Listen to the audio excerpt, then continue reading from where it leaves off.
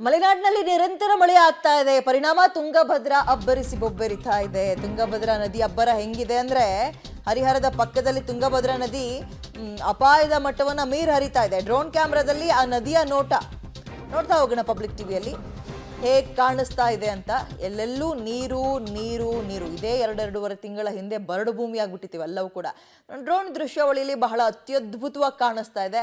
But ನೀರಿನ ಪ್ರಮಾಣ ದಿನ ಕಳೆದಂತೆ ಕ್ಷಣ ಕಳೆದಂತೆ ಹೆಚ್ಚಾಗ್ತಾ ಇರೋದನ್ನ ಗಮನಿಸಬಹುದು ನಾವು.